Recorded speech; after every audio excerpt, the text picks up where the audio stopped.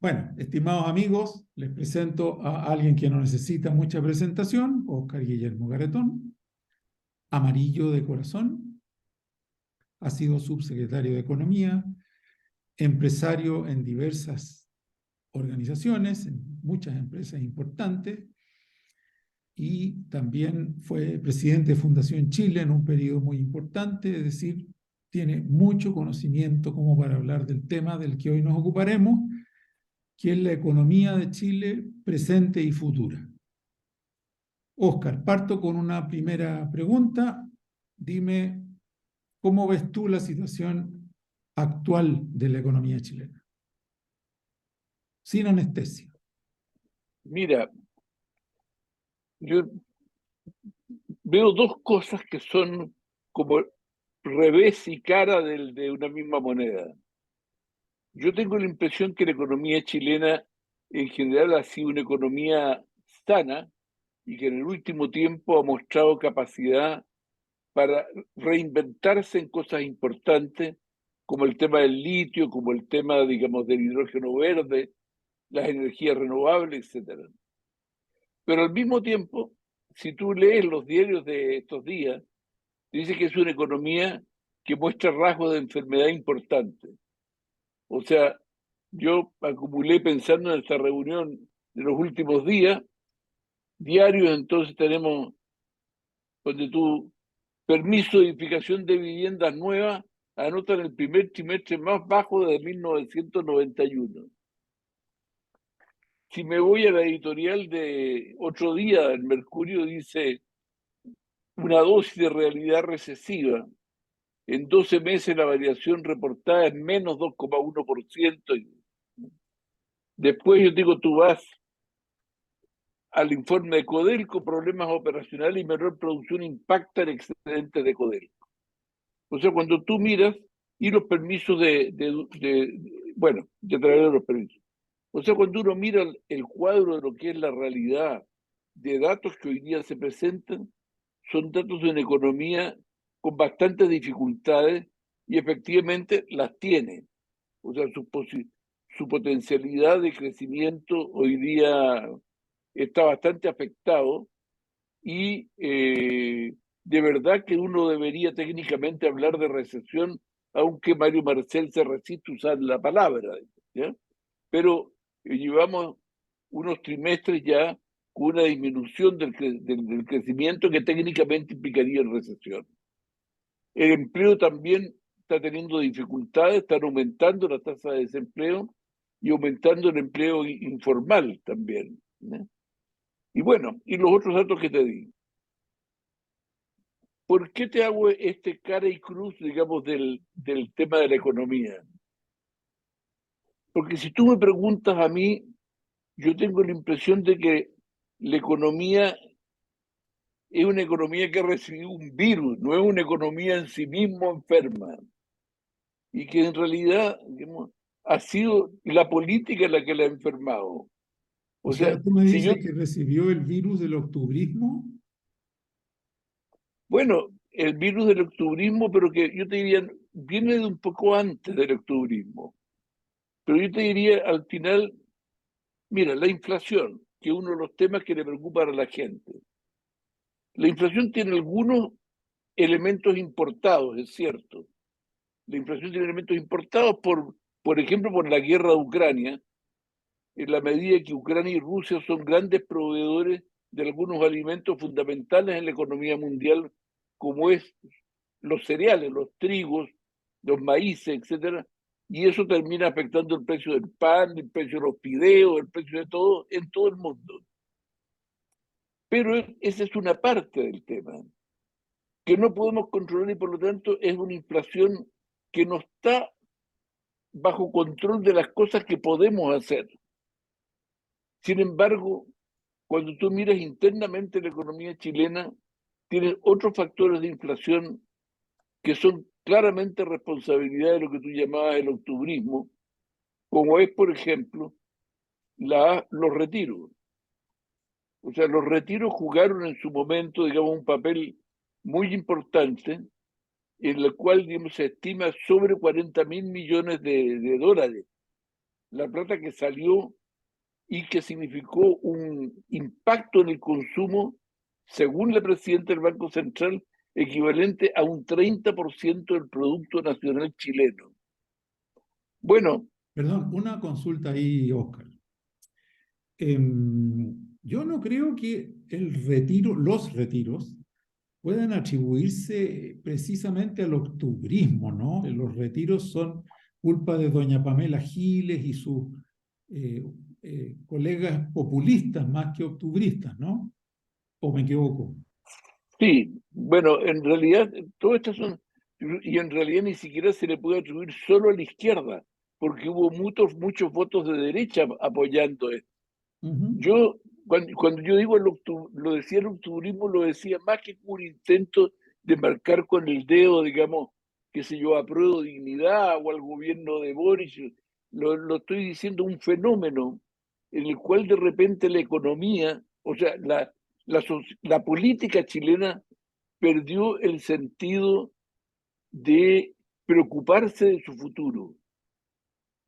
Y entonces lo único que importaba eran los resultados inmediatos y que si la gente pedía algo, se trataba, digamos, como en el circo romano, ¿no es cierto?, de siempre hacerle caso a ese público, aunque el público estuviera tan equivocado como para estar dañándose a sí mismo. Y creo que es lo que ocurrió con los retiros. O sea, al final, la gente, claro, entre tener, qué sé yo, 1 billón de pesos metido en una cajita y tenerla en el bolsillo para gastarla, no hay donde perderse lo que prefiere. El problema, digo, es que eso tiene un efecto para él en futuro de quedarse sin pensiones y tiene un efecto sobre la economía que no se mide. Y es que si tú aumentas en un 30% el consumo, y esa plata ha ido fundamentalmente a consumo en una parte muy importante. Bueno, habiendo la misma cantidad de productos, porque la economía no ha crecido, este aumento de masa de dinero significa que hay más billetes disputándose la misma cantidad de productos, y con lo Correcto. cual suben los precios. O sea, hay una parte muy importante que tuvo que ver con eso y también, para ser claro, con yo diría, los gastos excesivos de gobierno en el mismo periodo, porque durante todo ese tiempo, yo diría, la crisis y la sensación de todos que había que decir que sí a cualquier cosa, llevó también en el gobierno a hacer un tipo de gasto bastante excesivo. O sea, yo te diría, si tú me dices de la inflación nuestra, no me atrevería a decir qué porcentaje, pero una parte muy importante de la inflación, precisamente aquella sobre la cual podemos actuar, ha tenido que ver con errores nuestros o irresponsabilidades nuestras con toda la sociedad y particularmente con los más vulnerables, ¿no? Correcto.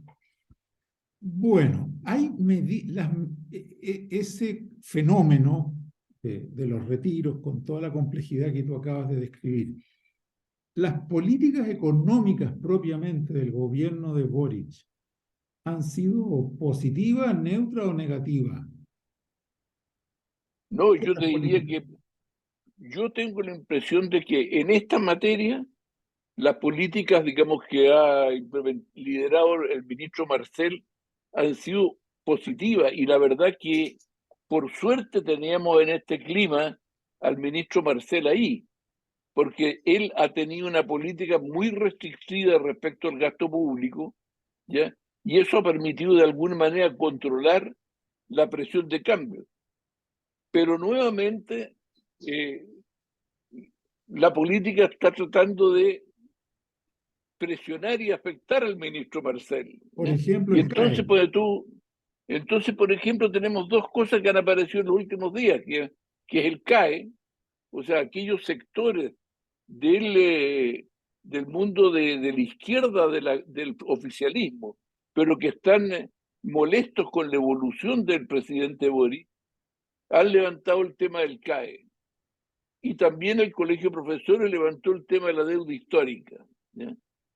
Bueno, esas dos cosas son banderas, yo diría, bastante imposibles. O sea, lo del CAE son miles de millones de dólares de plata y que va, yo te diría, en un grueso, no a gente que lo necesita apremiantemente como mucha gente hoy día lo necesita en el país. ¿Ya? O sea, si yo concuerdo con Marcel cuando Marcel dice que eso no es una prioridad y que no tiene la plata porque no hay reforma tributaria para poder operarlo. Y el caso del colegio de profesores es peor porque ni un peso de eso que de la deuda histórica va a arreglar la educación chilena. Ni uno. El Cero. grueso, cero, ¿ya? Cero va a la reducción. Va fundamentalmente a resolver un problema de ni siquiera de los profesores que están trabajando. ¿Ya? O sea, es algo que Oye, no tiene que ver con la educación. déjame Es una, decirte, ese tema lo conozco, ¿ah? Bien. yo sé porque tú eres un hombre que sabe más de educación que yo, así que tiene que conocerlo. No, déjame darte un dato. Suponte que se dijera, ya, vamos a pagar toda la deuda histórica.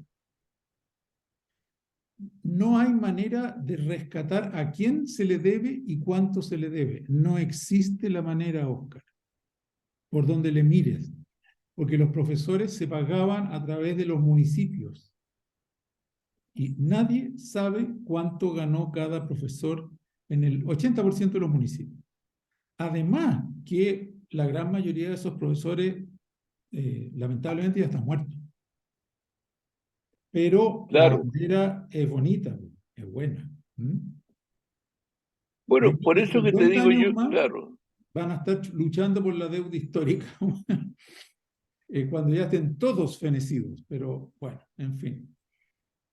Bueno, cuando yo te hago, mira que me aportas datos ya y coincido contigo para lo que estaba diciendo al comienzo.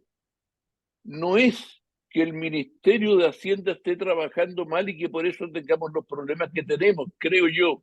Así es. El problema Concuerdo. es que el mundo de la política, incluyendo los políticos que deberían apoyar al ministro de Hacienda porque es su ministro, ¿ya? Le están poniendo palitos permanentemente. Entonces yo digo, vuelvo a decir, no tenemos una economía que esté en sí misma con dificultades para crecer y no tenemos un mal ministro de Hacienda. Lo que tenemos es un tipo de situación política que está afectando el funcionamiento de la economía. Te menciono otro que también es muy importante, porque se dice que la gente no invierte, que no, efectivamente inversión en Chile está habiendo muy poca, ¿ya? Pero eso no quiere decir que no estén invirtiendo, solamente dice que no están invirtiendo en Chile. ¿Ya? ¿Ya? O sea, Bueno, cuando tú miras los resultados de las empresas y las políticas de dividendos desde el estallido hasta ahora, antes se repartía en dividendo un 30% de las utilidades porque el resto, el 70%, se invertía para que la empresa creciera, entonces los accionistas se beneficiaban por el precio de las acciones. Pero hoy día, a partir del electoralismo, el precio de las acciones se fue al piso, ¿ya?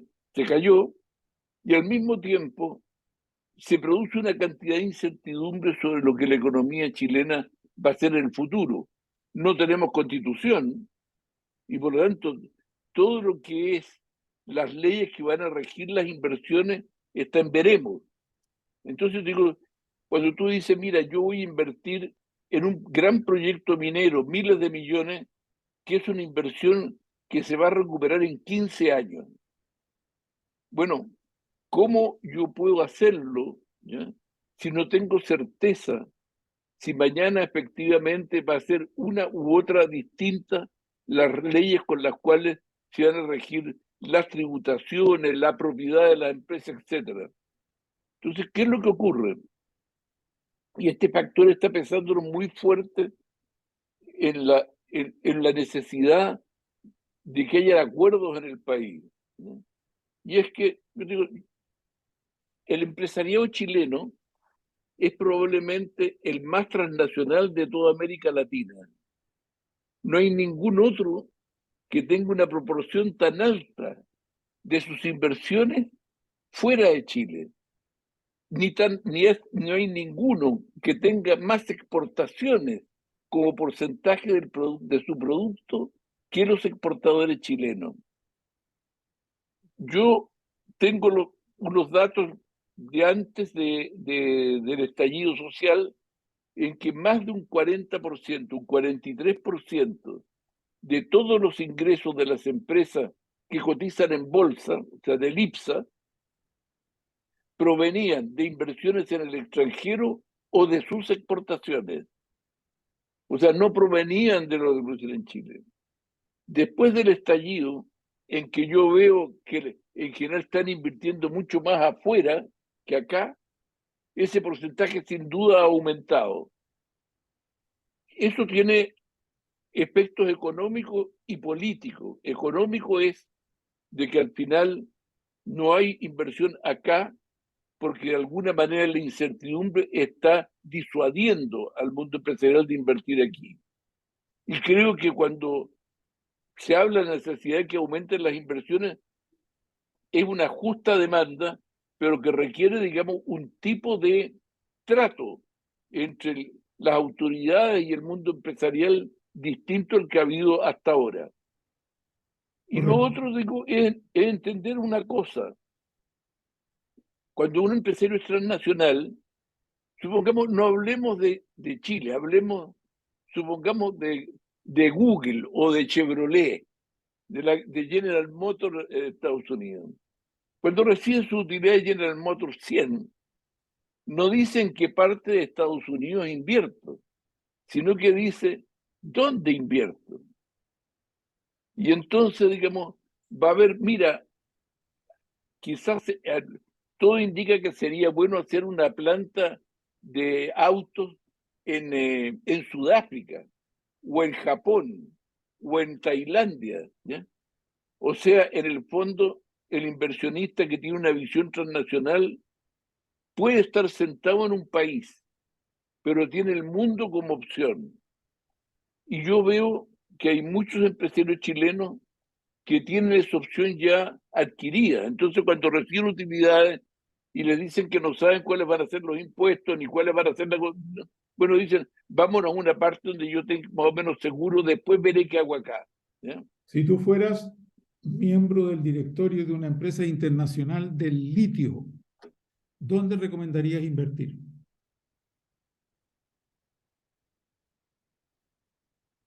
O sea, mira, vamos, hablemos del litio. De hecho, están invirtiendo en otros lados en este momento. Y la proporción que se representa el litio chileno dentro del total de la producción de litio mundial ha ido disminuyendo.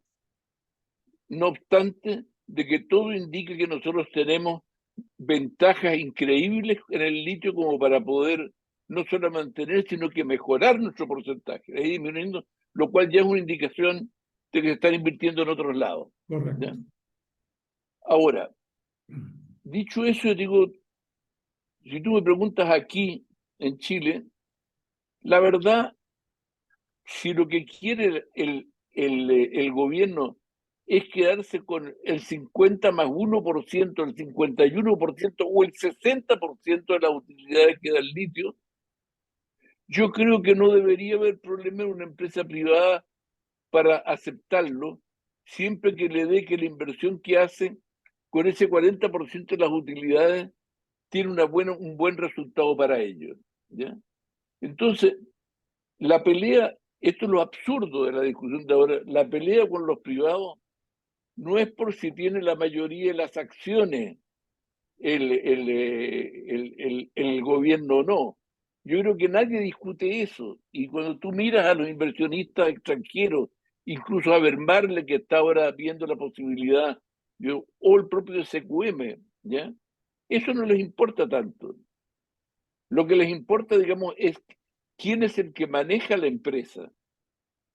Y no es una preocupación egoísta, al revés, yo diría, es una preocupación yo diría más bien generosa hacia el Estado chileno, porque que una empresa estatal pueda tener la capacidad para producir litio como lo hacen en este momento en CQM o Abermarle en Chile, la verdad que se va a demorar 4 o 5 años con suerte.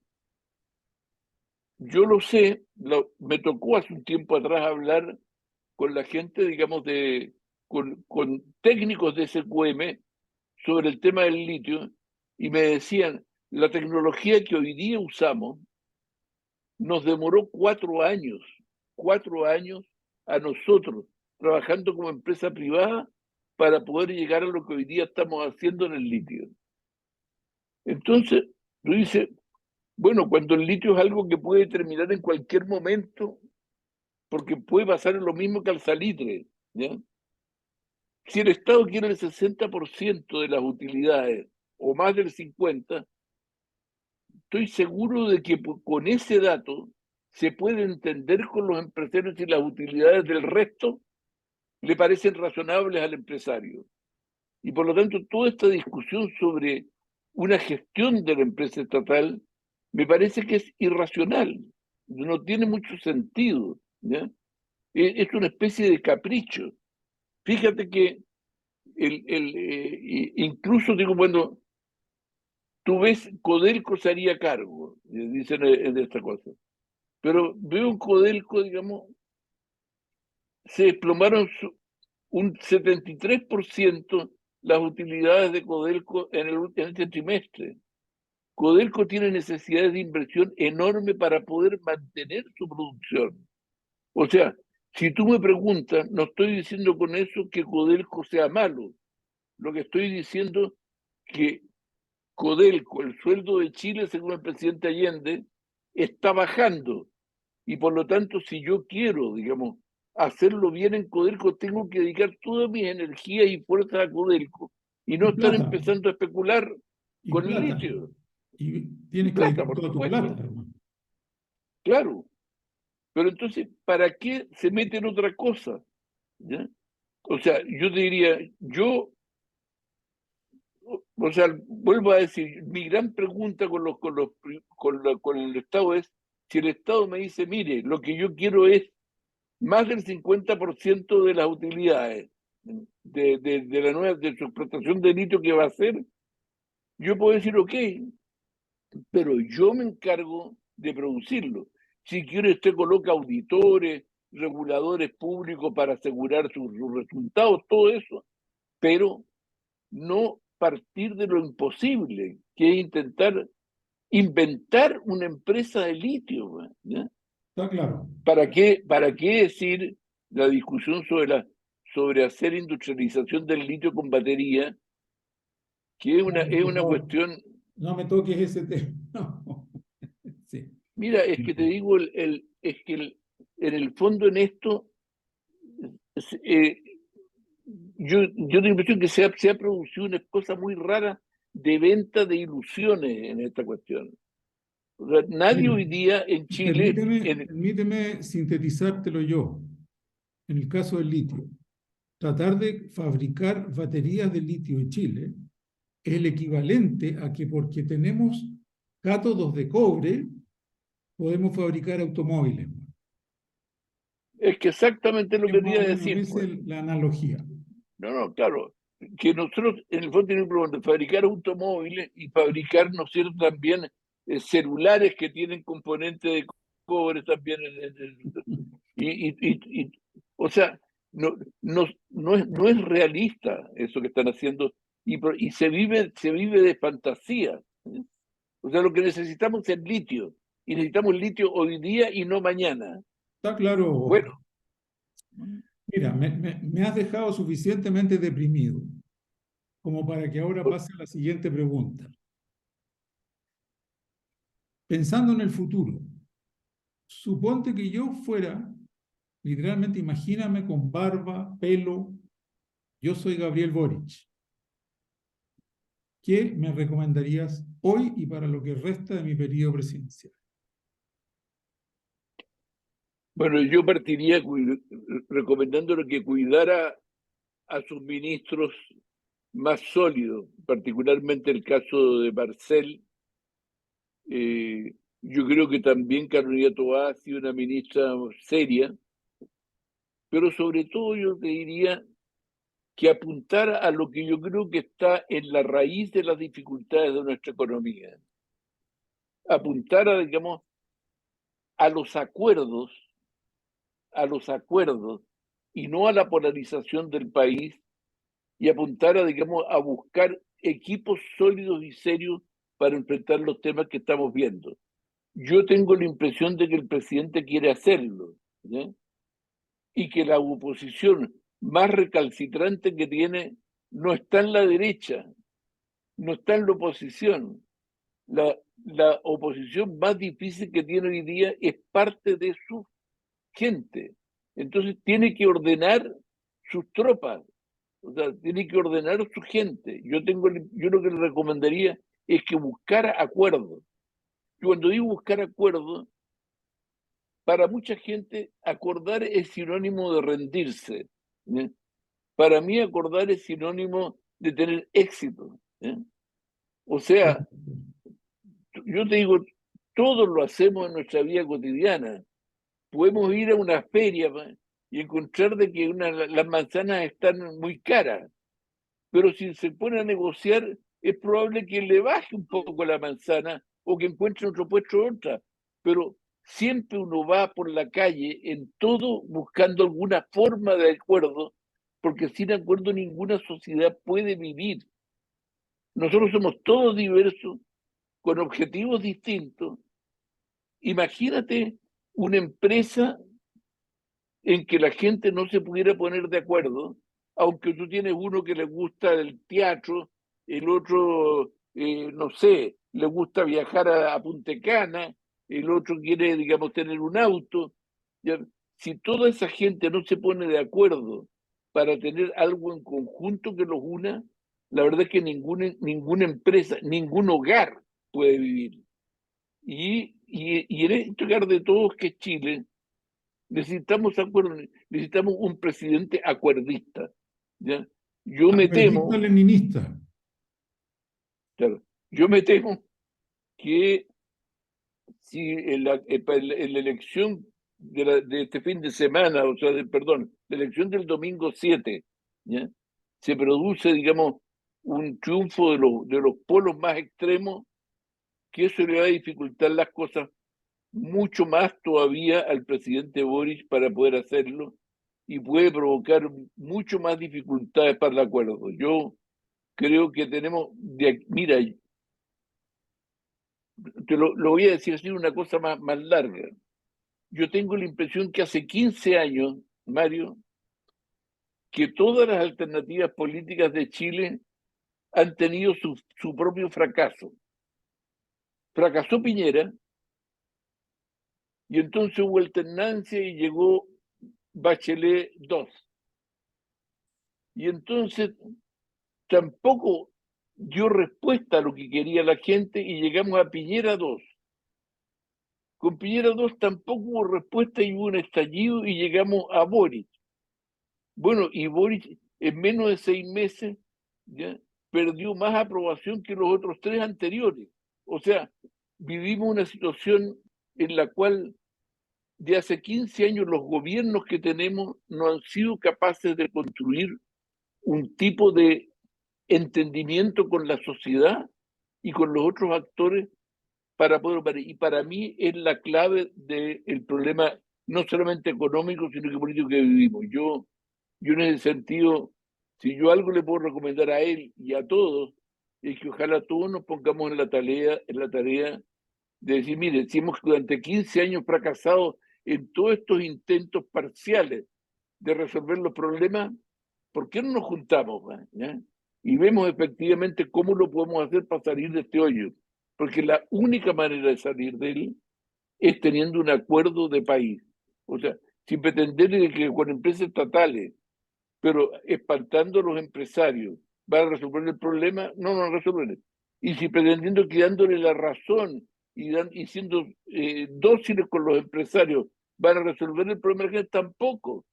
O sea, aquí se requieren acuerdo supone discusiones, no es puro ser buena persona, requiere discusiones, pero discusiones que tienen un propósito, es llegar efectivamente a un país donde quepamos todos y todos tengan un rol. Mire, usted empresario tiene que hacer esto y yo le doy toda la facilidad para que lo haga. Usted trabajador que estas cosas, también pongámonos de acuerdo para que vaya avanzando. Yo te aseguro, yo he conocido muchas empresas y muchos trabajadores, porque me he entendido muy bien en general con los sindicatos. Incluso en las mayores dificultades, tanto trabajadores como sindicatos entienden perfectamente bien las cosas.